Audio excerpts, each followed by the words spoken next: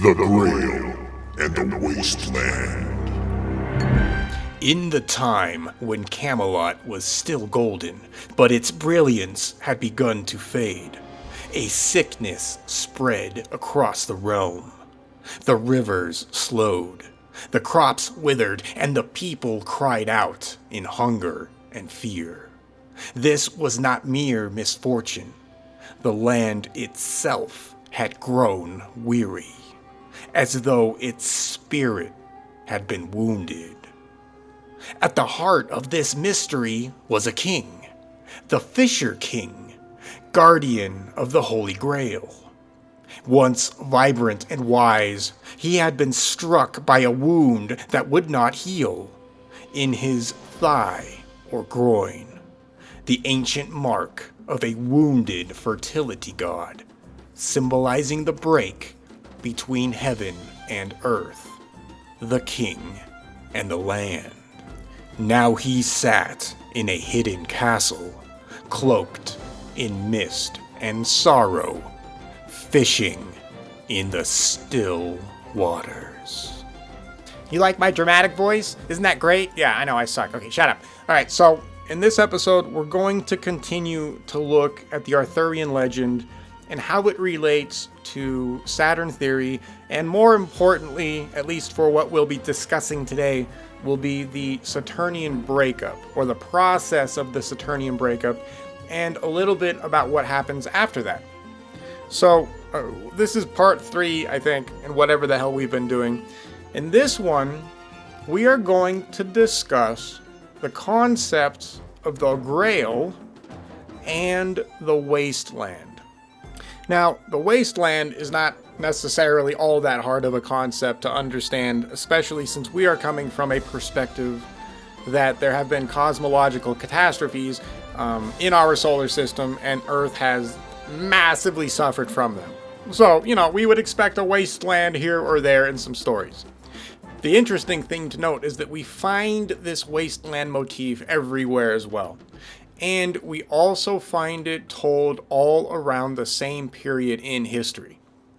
That's very important, right? When you have all peoples all over the world recording very specific events or very specific times on planet Earth, maybe we should pay attention. Maybe there's some kind of validity.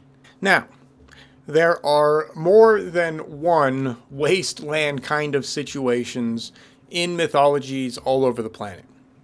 It's not just the one. And once again, that's exactly what we would expect as well, since Earth went through multiple catastrophes. But with respect to the Arthurian legend, and I'm happy to be wrong about this, like I said, I am not an Arthurian scholar. I am approaching this completely objectively and just looking at it through cosmological eyes, okay, and comparative mythological eyes. That's what I'm doing. But so far as I'm aware, there's only one wasteland aspect in the Arthurian legend, which, to me, shows that the Arthurian mythology is only trying to convey one major cataclysmic event. And in this case, as far as I can tell, it's the event of the Saturnian breakup. And I've said this in other shows, but I think down the line, some of the other catastrophes will kind of be shoved in here into the story at a later time. But if we rewind the clock to the very beginning of the Arthurian legends, the main catastrophe seems to be the Saturn situation. Right? So King Arthur appears to be Saturn. Maybe. Okay, and I'll explain why I say maybe as we talk. So the wasteland is a situation that pops up once everything starts to fail, right? Once King Arthur's court starts to go into disarray. So from a cosmological perspective, when we hear that, Camelot is starting to go crazy, if we put that in a cosmological context, what that would mean is that the planetary bodies in the sky were starting to mess with one another again. Right? We are going to start seeing planetary bodies have close contacts with one another. They are going to interact with one another electromagnetically. You're going to have all kinds of plasma events happening. Anyways, you're going to have an entire drama played up out there. Blah, blah, blah. And it's going to look like chaos, because apparently what I would guess is that up until this point, they could see all these planetary bodies in the sky, but they weren't doing anything crazy. right? They were all kind of maybe in their own lanes, in their own orbits. They weren't really slapping each other around at the time. And then eventually, as the solar system tries to sort itself out, you're going to run into these kinds of events. So the authors of the Arthurian legend, they're going to describe this particular event as if, Arthur's court is falling apart. Now, at this point in time, if Arthur is indeed the planet Saturn, Saturn still would have been, revered as the creator or the king planet, even though it's on its way out at this point in time. And since Saturn is revered as still the creator or the king, everybody is subservient to him. So all the other planetary bodies that they would see in the sky, they would be part of his court, or they would be his knights, or whatever, right? So when these planetary bodies get closer to one another, things start to happen, based on science, and then, all chaos is going to start taking place. And from a Earth perspective, that chaos can be described as King Arthur's court going to hell in a handbasket. Now, the wasteland that comes out of this is a real physical thing. When these planetary bodies start going into conjunctions and they start messing with one another, Earth is close by. Earth is not far away from all of this. Earth is right there. Earth will be and is 100% affected by the planetary drama. The wasteland is what is going to arise from this planetary chaos. This is when we start to hear things like, well, here, let's get into the what they say about the wasteland, right? So here's how the wasteland is described. Here's what happens to Earth. And it's very important to realize that as far as I can tell, these people are recording what physically happened to Earth. Like, this is what happened. All right, so we have the sky turning ashen, as if the sun had forgotten to shine. We have all kinds of clouds that hang in the air unmovingly. Is that a word? Clouds essentially just sit in the sky. They don't move, they just sit there. And they describe the wind as having lost its way. Now on Earth, hold on. The cloud thing is interesting because there's two separate possibilities of what is being described here. And yeah, we'll just talk about each point as we go through it. Let's do that. I don't have a format for this show, right? I'm just trying to figure this out. Okay. So if the claim is that the sky turns ashen and the clouds are sitting there basically unmoving, what does that really mean? There's two possible interpretations. Either one, we are literally talking about clouds on Earth that are forming around the globe due to electromagnetic effects. And by the way, just so everybody understands, this is how clouds stay in the sky. You don't need any of these weird, oh God, if you've ever wondered how water stays in the sky, remember, water is heavier than air. Remember that, this is not rocket science. How the hell do clouds float? How do you have literally just tons of water floating in the sky? How does that happen? It's funny to watch mainstream scientists try to explain it, and they make it sound really good, but it's stupid at the end of the day. The reason why clouds stay in the sky is because of electromagnetic properties. That's why they're up there. Okay, it's simple like that. There's a little more to it, but anyways, that's how clouds stay up there. So remember, in the sky, in space, we have all these cosmological effects happening, and it's all driven by electricity. Earth is going to be affected by this electricity. So my question would be, or the first explanation as to why the clouds are seemingly not moving on the planet, is because whatever's happening during this period of time puts Earth in an electrical situation to where it gets completely shrouded in clouds and mist.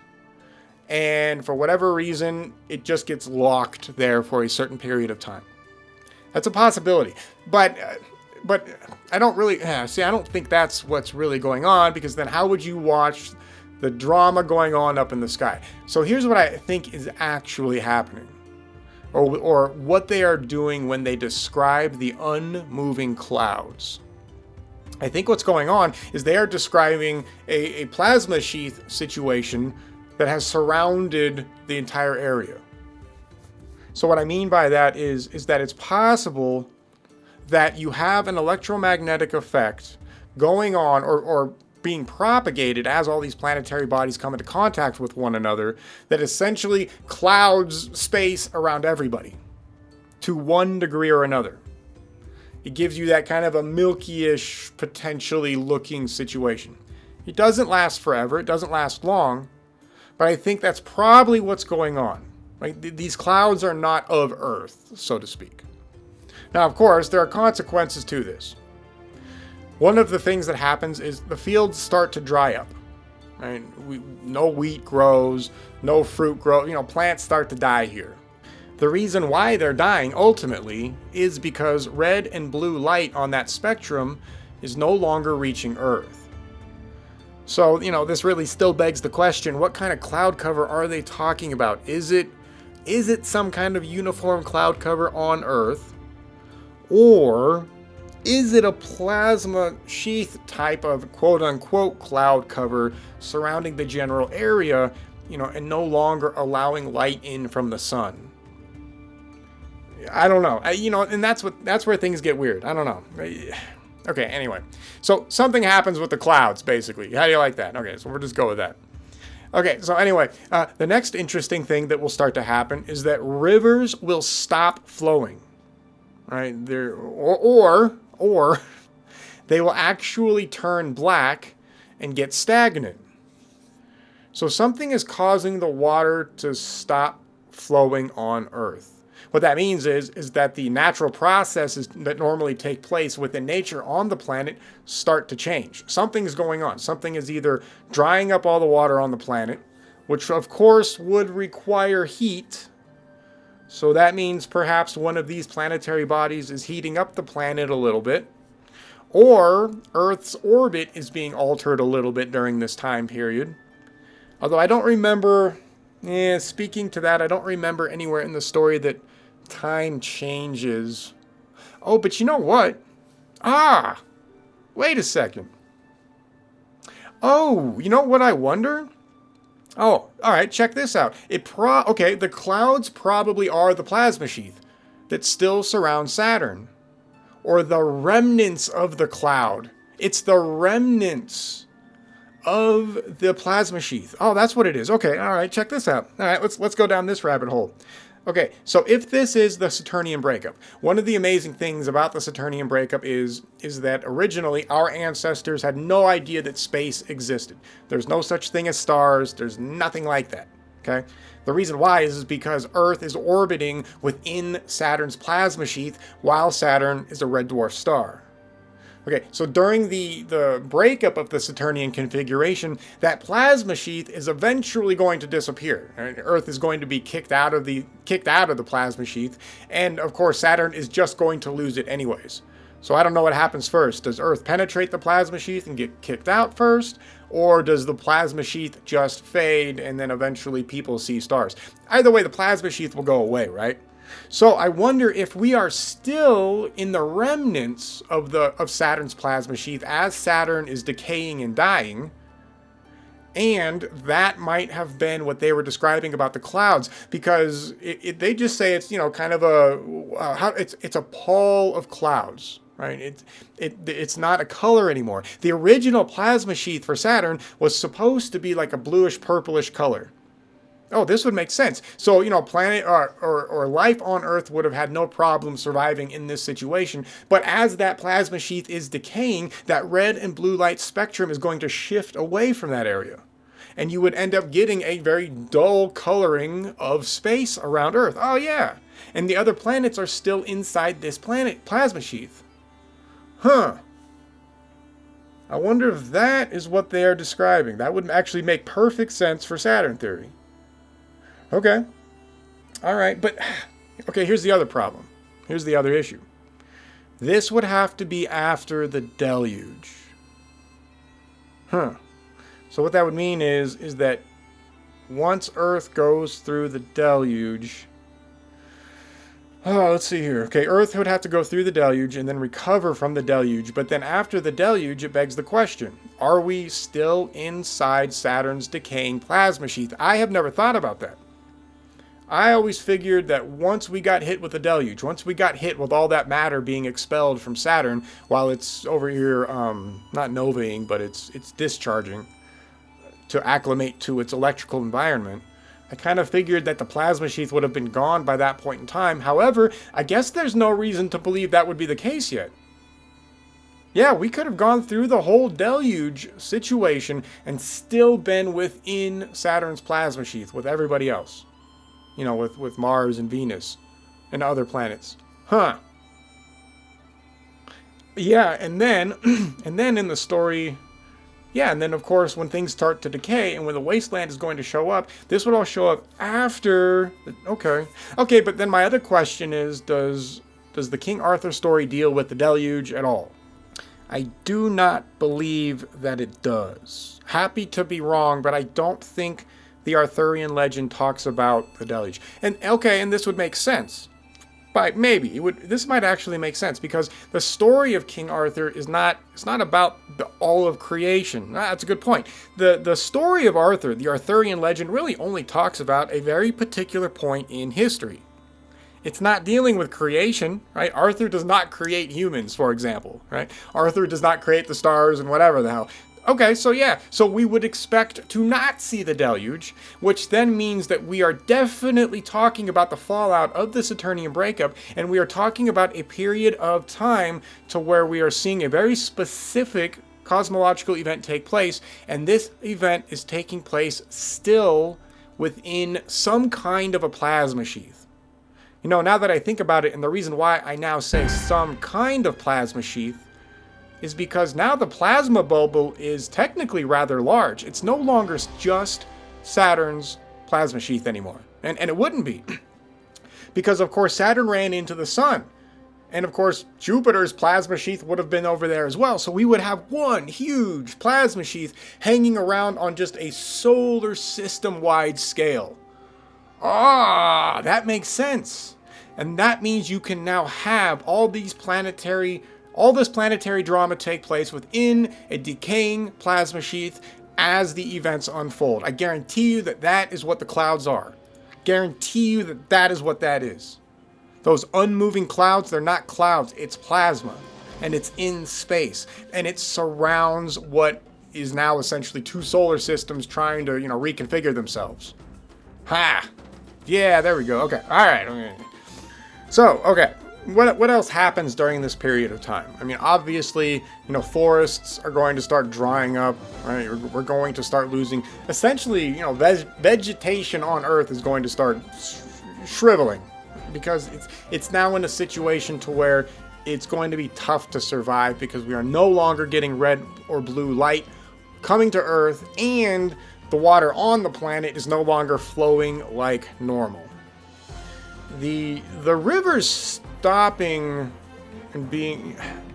I do wonder if it's more than just the rivers drying up. I would not be surprised if perhaps, Earth's rotation kind of gets messed up here a little bit, which then would affect things like flowing water on the planet. But I don't know. I don't know. I'm just throwing that out there. It could be as simple as, the water's just drying up in certain areas and Earth going through just a crappy time because of this. Okay, and so, of course, animals are also going to be affected by all of this. And all of this stuff is all described within this wasteland. So, King Arthur's court is technically a bunch of planets in the sky doing stuff, and humans here on Earth, they're like the subjects of King Arthur, and they now have to deal with the pestilence and the wasteland that is being created due to the cosmological drama taking place in the sky. So that's the wasteland. All right. Now, of course, the next part of this story is we are going to have a knight who is going to try and fix this. The other part to the wasteland story that's important is there's another character called the Fisher King. Now, the Fisher King, he lives far away from Camelot. Right? Now, the Fisher King lives in a hidden castle. And he has access to something that is known as the Grail. And this has been important to keeping the kingdom of Camelot in a good condition, in a good state. Now, of course, things start to go bad due to Guinevere's betrayal and all of that crap. And the only way to fix this is by using the Grail. So the Fisher King has access or is the protector of the Grail. Now, you'll notice I'm not saying the Holy Grail, because the Holy Grail situation will be an addition much later on in the Arthurian mythology. And of course, that'll be more referencing, biblical stuff and all that crap. That's not relevant to the older story. The older story just has the Grail. And I'll be honest, I have no idea what the Grail is, but we'll get to that. Anyway, so the first thing you have to understand about the Fisher King is that he lives in seclusion. And his castle is hidden behind veils of mists. That's actually key visual terminology, because what did I just get done ranting about? I just got done ranting about clouds and a plasma sheath, and a dull plasma sheath. My guess is that this mist, this veil of mist that exists, is that plasma sheath. That's my guess. And the Fisher King is another planetary body that is hiding outside of that plasma sheath. I think that's what's going on here. Now, of course, it begs the question, what planetary body is the Fisher King? I don't know. I have no idea. This is going to get weird because the Fisher King himself has some interesting iconography that might put him in the position of being one of several planets. And of course, it's entirely possible that he's a planet that doesn't even exist anymore. Right? There's always that possibility, by the way. Whenever we're reading all these stories and we take these stories in a cosmological context, and sometimes we wonder where a certain god went, or why is there confusion with a certain god or whatever. It's entirely possible that that planetary body is just gone. Either kicked out of the solar system, destroyed, eaten up, whatever. It doesn't matter. It's entirely possible that we just don't know. It's not here anymore. Right? We only have a few planetary bodies, relatively speaking, that we know of. It sounds like there were more originally. Back during the Saturnian configuration, there probably was more. Realistically, there probably was. Or, for example, maybe one of these planetary bodies that our ancestors talk about was a planetary body that we know of, but that we now consider something like a moon. So, for example, is it possible that, say, the moon Titan was at some point in time not a moon? That it was a planetary body flying around out here, and would eventually settle in its current orbit later on, but we do not look at the planet Titan as if it's a regular planet, for obvious reasons. It's a moon now. But what if it was not originally a moon? What if it got captured later on? See what I'm saying? Like that's our problem when we look at this stuff. It's either, we are mistaking planetary bodies for something else. We are looking for planetary bodies that no longer exist. So we don't know about it. There's so many problems with this. And that's what sucks about this kind of mythology. And that's what sucks about putting this together, because we don't have anything to calibrate against. Okay, anyway. Okay, the Fisher King. The Fisher King guards the Grail. The Grail is the key to recovering Camelot, or to bringing Camelot back to life. Now, the Fisher King is interesting because he is known as a once great warrior. During his days as a great warrior, apparently at some point he gets wounded in the thigh by a spear not of this world. Very interesting wording there. Some weird spear wounds this character. Now, this wound will fester and it doesn't heal. And it's essentially said that he could no longer stand, nor ride, or hunt, or do anything. The only thing he could now do was fish in the quiet waters around his castle. Right? So he's known as a king in name only. So here's some iconography that's interesting. First of all, spear not of this world. Okay. All right, so what is that? And the other thing, oddly enough, is they have him fishing in quiet waters.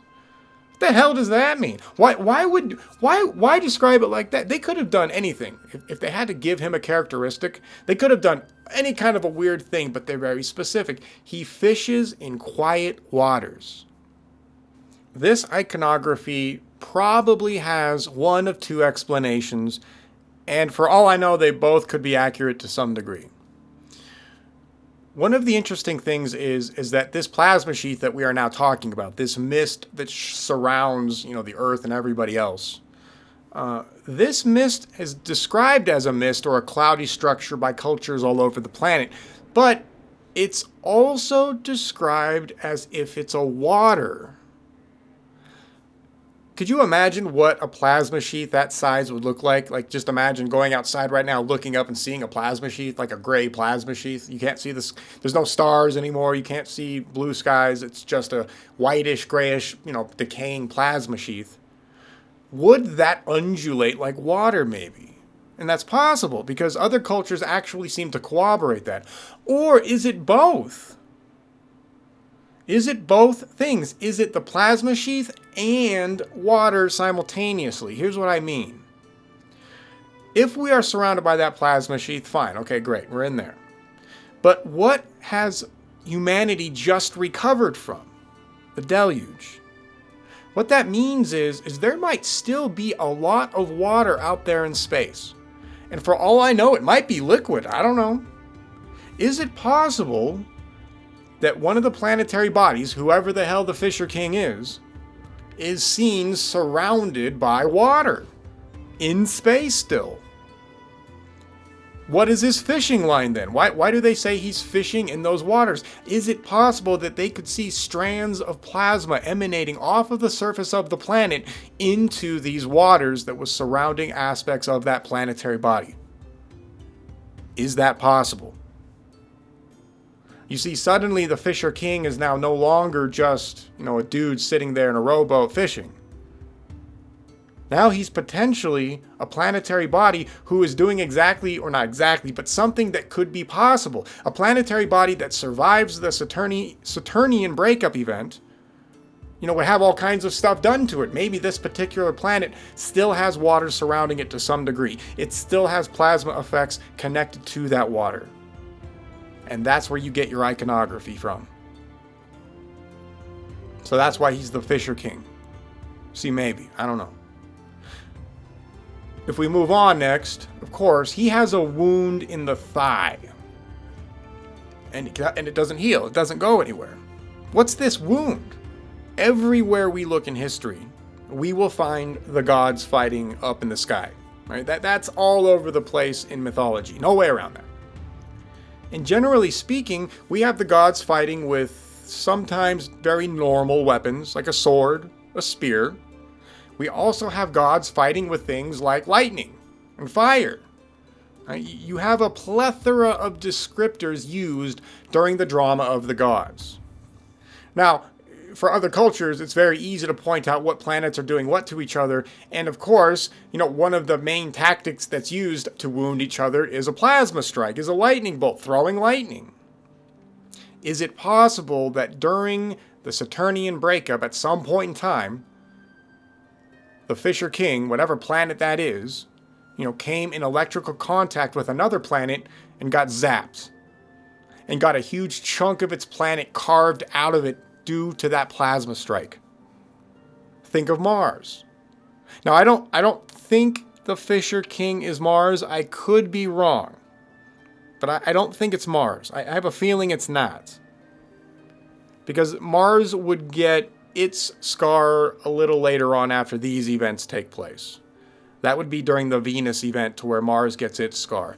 But is it possible that there is another planet that got a massive scar during all of this, and humans could still see it from planet Earth from time to time, depending on what orbits they were in at that time, and they were used to calling that particular planet the Fisher King. It had been zapped, carved out a huge chasm or a huge chunk out of the planet, and the planet was still surrounded by globules of water from the deluge.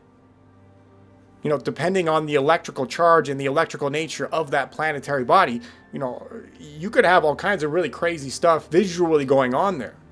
You could have huge chunks of that planet rotating around it, right? And maybe those huge chunks still maintain a strand of plasma connected to the planet itself. Yeah, okay. And then, of course, maybe that stuff goes through the water. It looks like he's fishing. Maybe. I don't know. I'm just saying. This is the stuff that we need to think about. And everything I just said is based on science. None of this is imaginary garbage. This is all scientifically possible. Just because we have not witnessed it yet does not mean it's not possible, and it does not mean it does not exist. So the Fisher King, did he get his wound from an otherworldly weapon that was literally just a plasma strike from some other planetary body? That's a good possibility, I would say. That's a very good possibility. Now, this brings us to the problem of the Grail. The Grail's a weird one because A, I have no answer for this whatsoever. I have no idea what the Grail is. And I don't get why one of the knights will go... So, Percival is the knight that will be sent out to go for the Holy Grail. Okay, so I know I haven't said his name yet, so there. But what's going on up in the sky to where it makes it look like Percival, whoever the hell that is? I don't know what planetary body that is, by the way. If it even is a planetary body, maybe it's just an asteroid. I don't know. I have no clue. Okay, actually, let's do this. Here, let's talk about the journey to get the Grail. Let's just get a basic foundation of whatever the hell I'm talking about here. Okay, so what happens basically is that Camelot is all happy. It's this big golden age situation. And then King Arthur's court goes into a conundrum because you've got Guinevere going out with Lancelot and all that stuff. Anyways, Camelot starts to fall into suffering. Okay, so while Camelot's doing this, there's a young knight named Percival who shows up. Right, now he's supposed to be bold of heart, pure of heart, all that garbage. And still essentially untouched by the world's deceits. Now, him being untouched might be interesting because what that means is that, or what that might mean, is that he might be a very fresh planetary body. I don't know. Something to think about. Okay. Anyway, so one night he basically overhears an old tale from a wandering hermit. And that wandering hermit tells him of the Fisher King, the Forgotten Castle, and of course the Holy Grail. Or the Grail. Sorry, not the Holy Grail. We're not using holy. And of course he says that the Grail can heal the world. Alright. So basically Percival has a dream and he has to go find the Grail. So that's where he goes. So he goes out there. He starts, days turn into weeks. And then one night he finally passes into a strange forest where the air shimmered. And a castle appeared where none had stood before. He entered this castle, and he found himself seated in a grand, solemn hall. Now from here a procession began. This procession is also very interesting iconography. So first comes a maiden bearing a white cloth. Then another holding a blood-streaked spear. Then a third maiden, who was radiant with grace, carried a cup that glowed with inner light. And this would be the Grail. So all of them walk silently past the throne where the Fisher King was sitting, and he's all pale and crappy, Anyway, so Percival sits there and watches this. He had all these questions, right? Like, what the hell is the Grail? Who is this king dude? What's wrong with his leg or wherever the hell he was stabbed? But what he does is he eventually remembers what the old knights had told him about this situation. And they told him to not to speak unless spoken to. All right, so just don't say anything. Don't be dishonorable in those halls. So he doesn't say anything during this whole time. With that silence, the Grail vanishes. The castle fades. And he eventually wakes up outside alone in a dead forest. Okay, so he had his shot and he missed it. He didn't speak. He didn't say anything. He's supposed to ask a question and he doesn't know what to ask. So the castle goes away. So after that, he starts to wander. He wanders for years trying to find what he had lost. During his wanderings, he apparently faces monsters, all kinds of temptations, generally has to go through a lot of trials, right? Typical story thing. Interestingly enough, he fails a lot of these. But, they say he grows wiser with each failing and whatever. this one, okay, well, we'll go over all this cosmologically in a second. Let's go over the story. Eventually, he comes to understand that his silence had been the failure. Right? He did not ask a question. That was the problem. He needs to ask the right question. So once he figures that out, he keeps wandering around. Eventually, he finds the castle again. The Fisher King looks up to him with tired eyes, and before the procession began again, Percival stepped forward and asked, "What ails thee, my king?" And the Fisher King came down, started choking him, started slapping him around, just no, I'm just kidding. He didn't do that. It would have been funny if he did, but he didn't do that. After he asks that question, the curse of Camelot is broken. The king starts to, weep. He's all sad, happy, whatever. His wound actually closes. Right? And then all of a sudden, the trees start to revive. The rivers awake. Basically all happiness starts to return to the planet after Percival asks that question.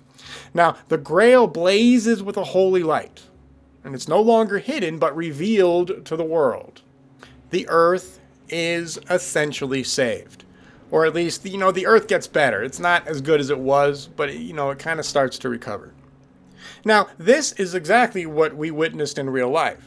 Right? We know that there would have been problems and Wasteland issues with these cosmological events, but living as we live now, we know the Earth will recover. And of course, this recovery is recorded all over the planet as well. Now, with the story of Percival, how do we fit that in with the cosmological situation? And that's the question. And let's go over it. Let's talk about it. So, first of all, Percival's a character who starts to wander. Okay, well, he's in the sky, so that means he's got to be a cosmological body. Is he a planetary body? Is he, an asteroid, a comet, whatever? I don't know. There's really not... They call him a knight of the Round Table, so I wonder if that's...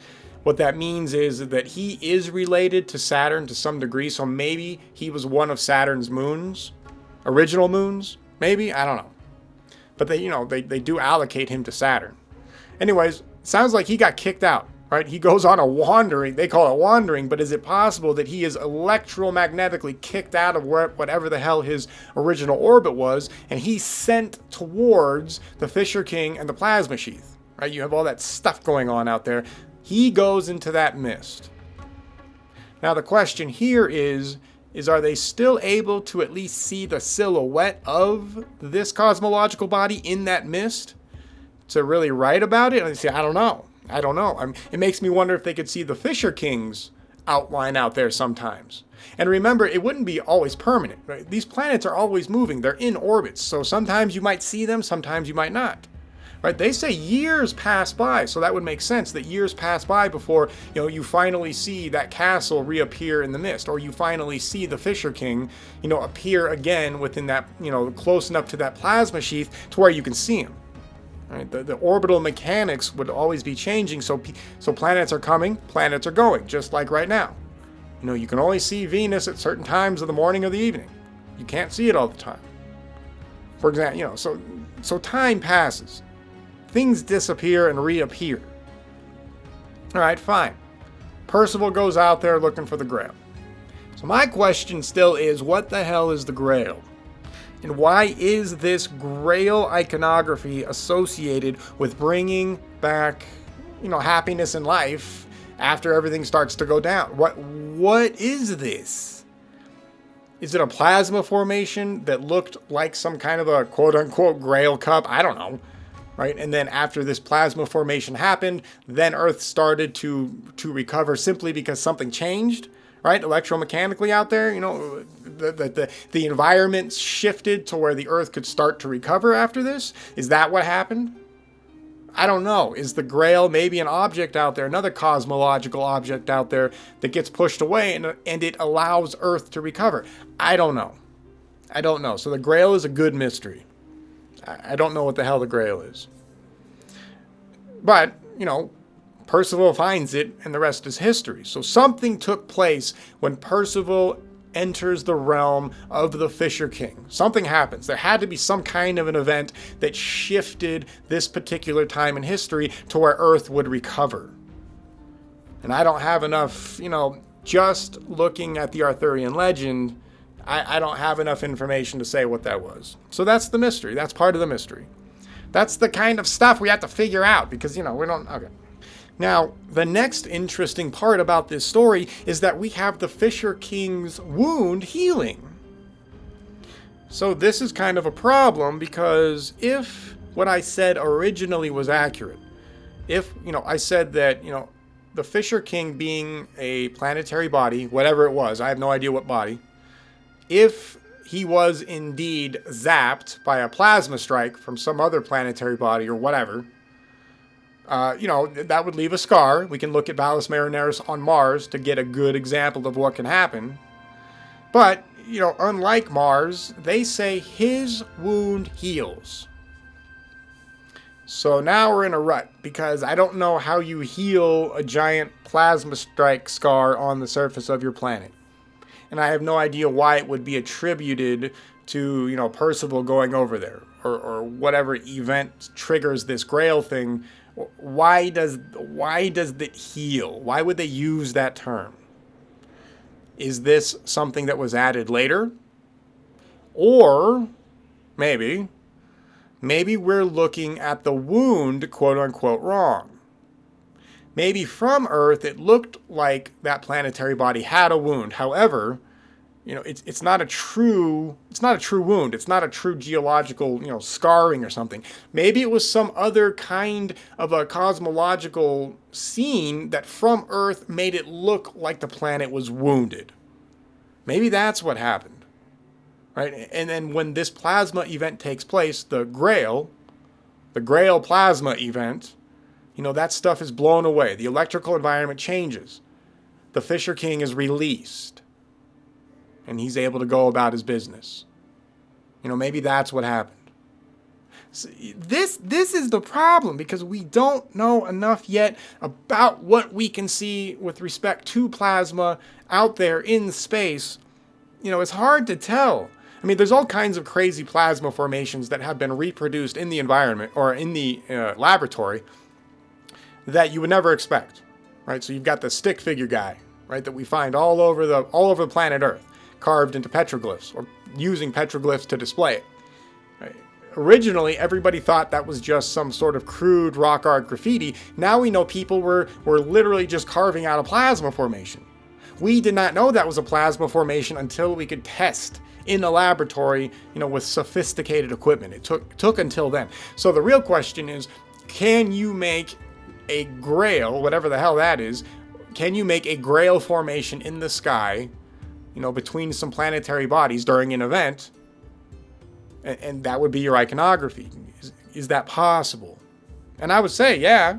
I mean, I don't know nobody knows all the formations of a plasma event, right? And perspective is key. Because, of course, Earth is in a 3D environment, and these plasma effects are going to be in a 3D environment as well. So, depending on where you are and you're looking at the event, your relative position is going to dictate how that event looks. Somebody on the other side or underneath that event might see a completely different shape, even though it's the exact same event. Just something to think about. Just throwing that out there.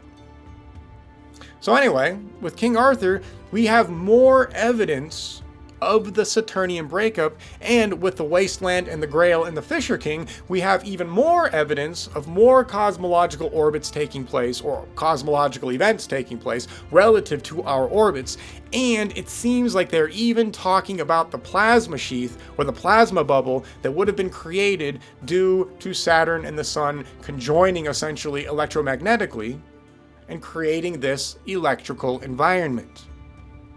See, all of this stuff in the King Arthur story now takes on a completely different picture when we look at it through science and cosmology. Mainly, plasma physics and real history. And then, of course, when we take the Arthurian legend, this area here, and we compare it against other cultures and their mythologies, we find all kinds of alignments. So what this means is that all of this stuff in the Arthurian legend, it's probably not fiction. This is probably not relating to some kind of a human drama in, some faraway kingdom or whatever. What's being described is an actual, real event that took place that changed existence forever for humans.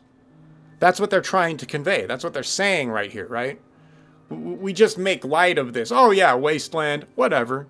Could you imagine Earth becoming a wasteland right now? I promise you that this would suck. Your entire life would change. This is a huge situation. But because we are so disconnected from it, right, we don't care. Oh yeah, it's just fiction, whatever. That's how it's looked at. Right, so we've gone over it. But isn't that an interesting, like damn, that's fascinating to me that the Arthurian legend has all of this stuff baked into it. Now, if you're the mainstream, the way they look at all of this stuff, the Wasteland, Percival's quest, blah, blah, blah. They're going to say that all of that is just symbolic, or most of it is just symbolic. The Wasteland is symbolic of the human emotion of whatever, and blah, blah, blah. It's just dumb, right? That whenever you start to hear historians or mythologists start to talk about symbolism, you know that they have no idea what they're talking about anymore. Symbolism is a fascinating problem in history because how the hell would a historian know that any of this stuff is symbolic in the first place? And how do they know what precise symbolism it means anyway? They don't. They have nothing. There's nothing they have to compare their own symbolic interpretations relative to an ancient culture, by the way.